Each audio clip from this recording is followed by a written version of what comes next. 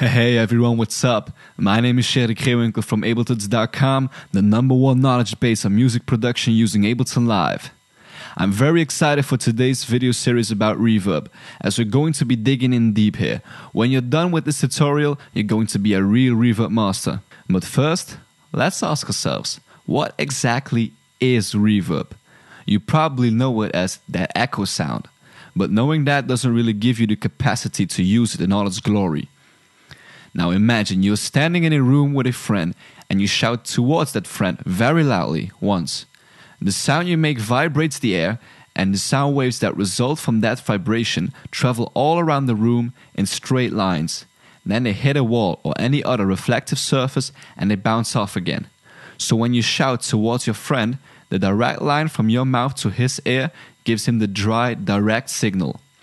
Now the rest of the waves are bouncing around the room, reaching his ear at a later time and with less power. Basically, your friend is getting a ton of fast little echoes. This is called the reverb. Now, reverb really depends on the type of room you're in, on the materials your walls are made of, the amount of people in the room, and the overall size. For example, standing in a church will result in your friend getting a longer and bigger reverb because of all of the reflections.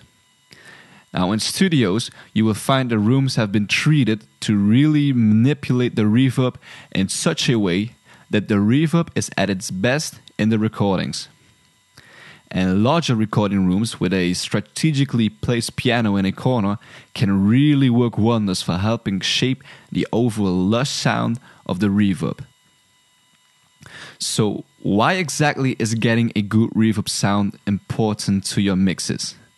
Now let's imagine we've got a snare and a few cymbals. And the snare's got a very long and wide reverb tail, so to speak. And the cymbals a very short and thin one. Your subconscious mind knows these two don't fit together because your subconscious mind can tell the reverb is off. It's like they are in two totally different rooms. So getting the right reverb is important to making sure the entire mix fits quote-unquote together as a whole and to add depth and space to your sounds. Now there are a lot of plugins out there, and I'm not really an advocate of buying a lot of plugins. I'd recommend you stick with what Live offers in terms of audio effects until you are knowledgeable enough and your ear has been sufficiently trained to hear and understand the differences between professional audio effects, since they can be really pricey. And I'm talking like in the range of $900. Even if you're an internet pirate, I would still recommend you not download a ton of plugins because it will not enable you to gain the knowledge and training you need from delving into plugin really deep and really getting to the core of a certain synthesizer or a certain effect. So because of this, we are sticking with Ableton Live's native reverb, which does its job and can deliver some really satisfying results once you get the hang of it. Also, it's a simple tool with features you can find in almost every reverb out there. So for understanding reverb, it's a godsend to come with this program, since everything you learn here can be applied to more professional top-end reverb plugins. Now, the first tip I like to give you is to place your reverb on a separate return track. And this way you can solo the return track to really tweak the reverb to your liking. It doesn't mess with the volumes of your tracks, plus you can route several tracks to the same effect to give some coherence, and therefore will also save CPU power by just using one instance of the effect. On your snare track, for example, you can use the send button as your dry-wet filter, specifying how much of the effect you like on a track. Now, one thing to keep in mind though is that when you drop your effect on a return track, you have to crank the dry-wet filters all the way up to 100% wet, since that track is purely your effect. So let's get to the reverb. When a sound comes in the reverb, it hits the input processing here, and you filter the input sound, like for example using a bandpass or other filters, and you can specify a delay time, how long it would take for the reverb to kick in. Now usually you want to keep your pre-delays pretty short, since it sounds a bit silly for the delay to kick in way later than the original sound. Now, then your sound hits its early reflections. These are the initial reflections going into the listener's ear. And your subconscious mind really picks these early reflections out of the mix and can really tell directly in what kind of room it's in. So these early reflections are pretty important. Now, the Global Settings Alive's Reverb plugin defines the quality, in which a higher reverb quality means higher CPU power needed, the overall size of the reverb, and the stereo spread of the sound.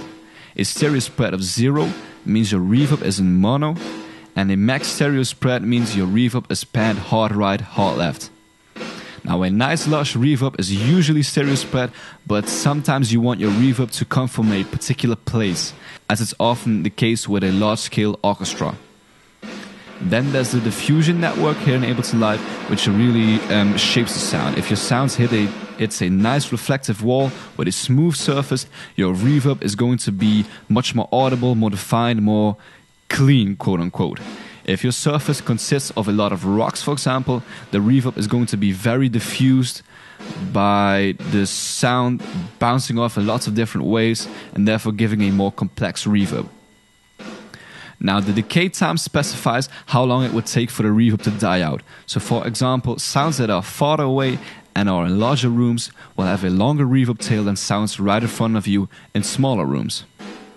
Now, the freeze option can be used for some pretty wicked effects in which the reverb is being held once the freeze button is pressed, but for the rest it doesn't really serve a use. But I've seen a couple of cool YouTube tutorials that really build on this effect.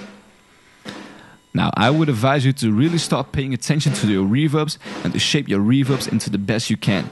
This takes time to develop your ear, to hear the subtle differences, but appropriate reverb can do wonders for a mix.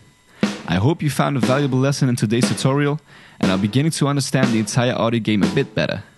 If you got any comments or questions, please leave them in the comment section below. Also, please visit our website, Abletuts.com, for more free, quality Ableton tutorials and articles and to exchange knowledge as a music production community. See you soon.